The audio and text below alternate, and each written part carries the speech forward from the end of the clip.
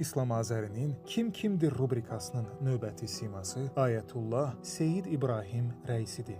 O, 1960-cı il 14 dekabrda İranın Məşhəd şəhərində Ruhani ailəsində dünyaya göz açıb. 5 yaşında ikən atasını itirir. İlkin təhsilini mədrəsədə aldıqdan sonra böyük ayətullahlardan dərs almağa başlayır. Hüquq sahəsində doktorluq elmi dərəcəsinə sahibdir. İslam inqilabı ərəfələrində Şah rejiminin devrilməsində fəal iştirakçılardan biri olub. Uzun illər müxtəlif şəhər və bölgələrin prokuroru, həmçinin İranın baş prokuroru olub. 2016-cı ildə İmam Rıza Hərəm kompleksi və xeyriyyə təşkilatının rəhbəri təyin edilir. 2021-ci il seçkilərində qalib gələrək prezident seçilir. 2024-cü il 19 mayda vertolyot qəzasında digər hökumət rəsmiləri ilə birgə həyatını itirir. Milyonlarla insan onunla vida mərasimlərində iştirak edir. 23 may tarixində İmam Rıza Hərəmində dəfn edilir. Ailəli idi, 2 övladı var.